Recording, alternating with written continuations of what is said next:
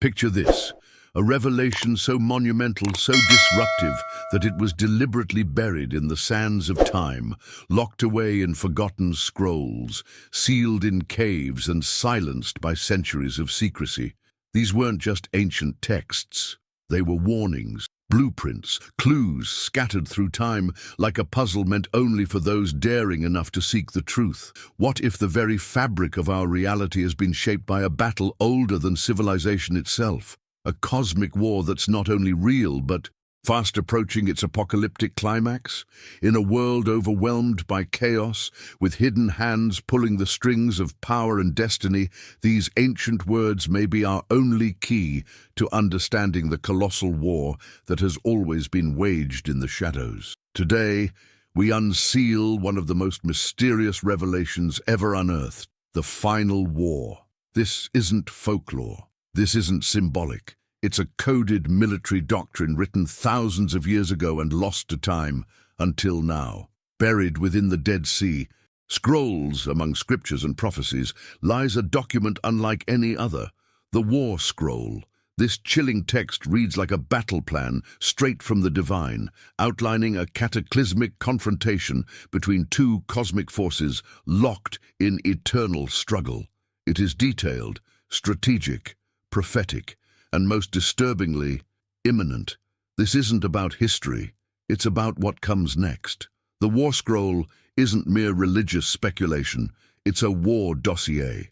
It describes not just who fights, but how they fight. It names divisions of light and darkness, lists of warriors, sacred trumpets, tactics, timing, and above all, divine commands that make it clear this battle transcends our world. It's not just good versus evil in abstract terms, it's a literal campaign, foretold to unfold at the very end of time.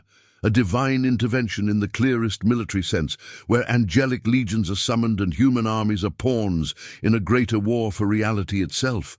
And this scroll, it was hidden, protected, preserved in jars deep within the Qumran caves, as if its writers knew it could only be understood in an age like ours. An age of surveillance, misinformation, and war. For centuries, it was dismissed, ignored, even ridiculed. But as modern events begin to mirror its eerie predictions, the world is being forced to take a second look. Because if the War Scroll is right, then we are not preparing for war. We are already in it. To truly comprehend the gravity of the final war, we must first return to the arid cliffs above the Dead Sea, to the mysterious caves of Qumran, an ancient settlement forgotten by time. In 1947, a Bedouin shepherd stumbled upon something that would shake the foundations of biblical history, a trove of manuscripts sealed away for nearly 2,000 years. These texts, now known as the Dead Sea Scrolls, were not random relics. They were a preserved library of apocalyptic expectation, ritual law, and messianic prophecy. But among them, one scroll stood out as if it were a transmission from another dimension. 1QM, the infamous War Scroll, a document unlike any other in the collection. This wasn't a historical summary or a theological treatise. It was a war manual, a prophetic blueprint for an eschatological war so vast, so detailed, that it reads like a divine operations playbook. Spanning 40 years, the scroll outlines a war between two polar cosmic factions, the Sons of Light and the Sons of Darkness. It doesn't merely generalize their struggle, it gives precise instructions, numbers, weapons, rituals, formations, and above all, the supernatural interventions that would dictate the fate of the cosmos itself. This was not metaphor, it was a battle plan. On one side stand the Sons of Light. These are not just symbolic figures, they are identified tribes, the Levites, Judahites, Benjaminites, and the faithful exiles who retreated into the desert. They are led not merely by generals, but by priests, holy men who serve both as spiritual leaders and wartime strategists. Above them all stands their supreme commander, Michael the Archangel, not as a distant symbol, but as an active, militant being, heaven's war chief, intervening on behalf of the righteous. This is a consecrated army, prepared for a war of cosmic purification. Their adversaries are the sons of darkness, an amalgam of demonic forces and earthly empires united under a singular tyrannical spirit. Belial, the prince of lawlessness. His army is not abstract, it includes historical. Enemies like the Edomites, Moabites, Ammonites, and Philistines, but most ominously, the Kittim, a term often linked with the Roman Empire or a dominant imperial power of the West. These forces represent not just political or military opposition, but spiritual corruption itself, embodied in flesh and blood. This is a coalition of chaos, empowered by the abyss. The inclusion of such an explicit war prophecy within the Dead Sea Scrolls underscores a radical truth. The ancient Jewish sect at Qumran did not merely await a messianic figure, they anticipated a cosmic war to herald his arrival. Their worldview was steeped in apocalyptic urgency, a belief that divine justice would only come through fire and battle. The war scroll is not fiction, it is evidence.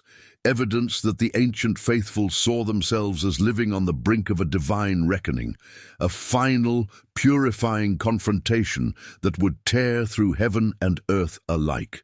In this light, the scroll becomes more than a relic. It becomes a warning, a glimpse into a spiritual war that has always been present beneath the surface of history, a war that, if the ancient texts are to be believed, is not over, but nearing its most decisive hour. The war scroll doesn't just allude to a coming conflict, it constructs it with the precision of a general preparing for a final, apocalyptic campaign. It outlines not vague imagery, but a deeply structured vision of two colossal forces, the sons of light and the sons of darkness, prepared for war, under divine and infernal banners. What makes this so disturbing isn't just the prophecy, it's the specificity. The scroll reads like a supernatural war manual, combining military logistics with celestial authority, where every trumpet blast and every battle line carries the weight of divine will. The Sons of Light are not merely warriors, they are vessels of sacred precision. The scroll lays out their military structure with astonishing detail, units of thousands, hundreds, and tens, commanders, assigned not by rank alone, but by spiritual status. Trumpets are sounded with purpose, each one marking phases of battle and invoking specific divine attributes. Their shields bear inscriptions like Michael, Prince of Light, and the Power of God. These are not motivational slogans, they are invocations, summoning the might of heaven into the battlefield. Every weapon is sanctified, every formation is a ritual, their war is liturgical, a sacred choreography of destruction and purification. This is more than strategy, it's sacrament.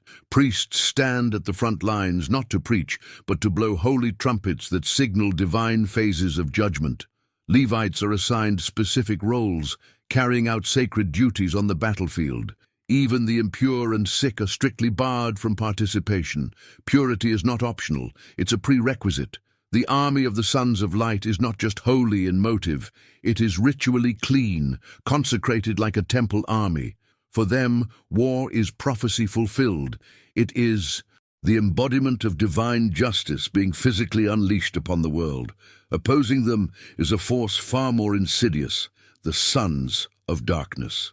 Their leader, Belial, is not merely an evil spirit. He is the embodiment of defilement, lawlessness, and chaos.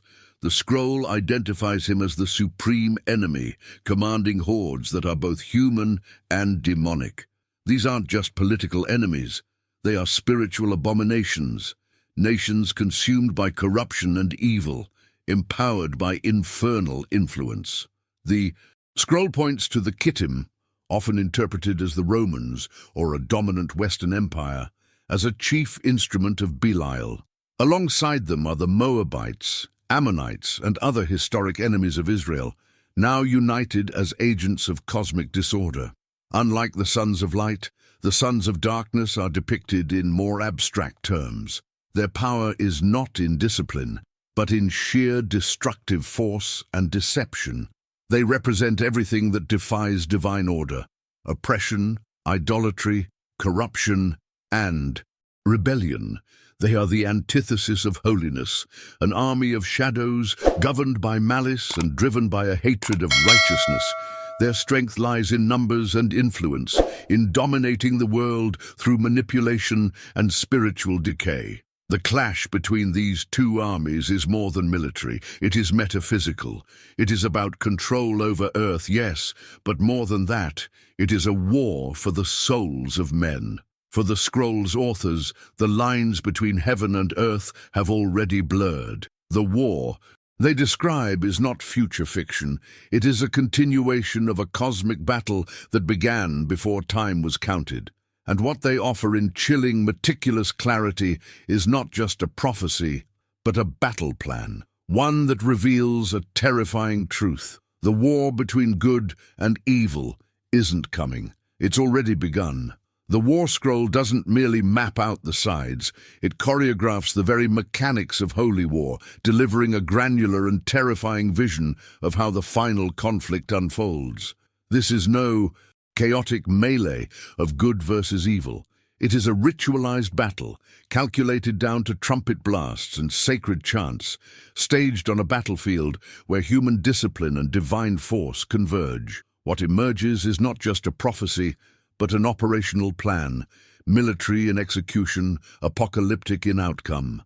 Each stage of the battle is defined with surgical precision.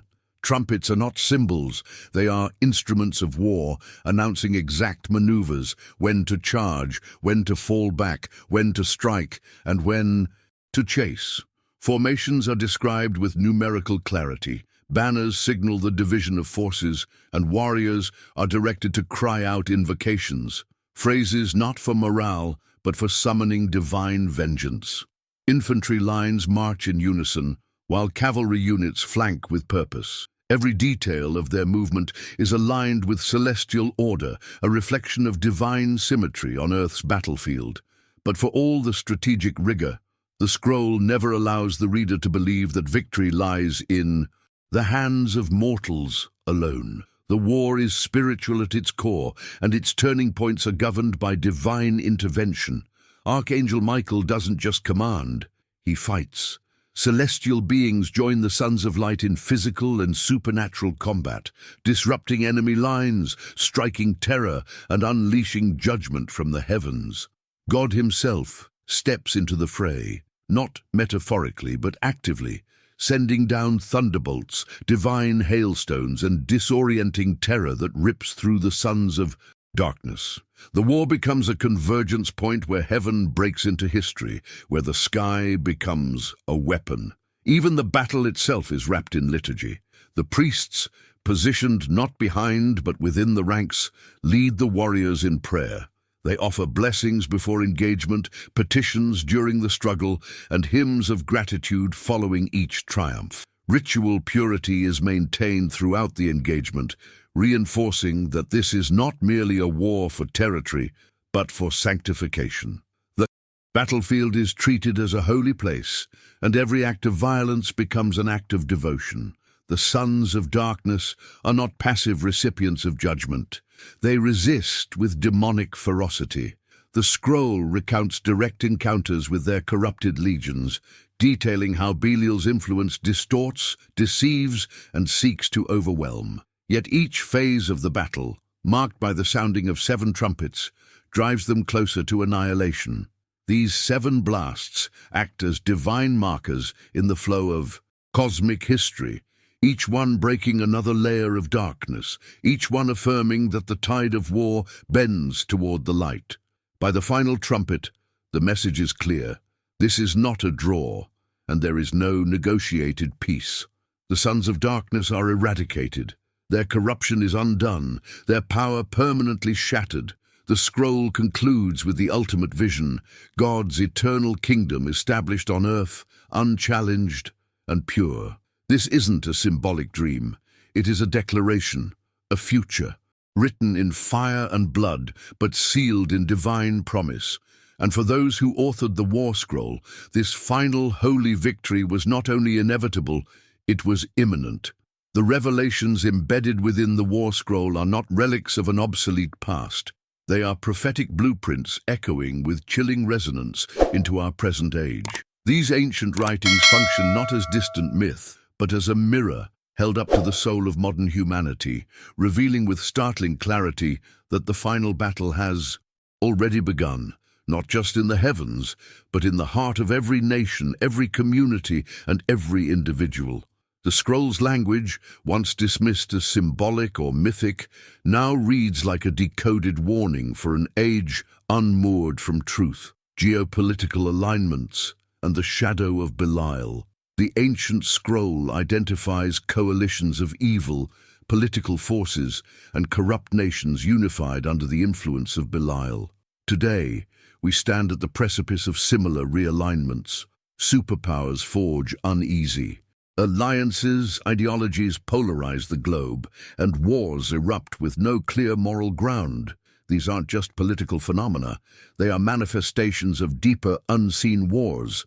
As prophecy foretold, the world is coalescing into two camps, those aligned with divine justice and those willingly, sometimes unknowingly, carrying out the agenda of darkness. The scroll's vision of nations under infernal control is unfolding in real time, painted across modern borders and digital battlegrounds. The acceleration of spiritual warfare.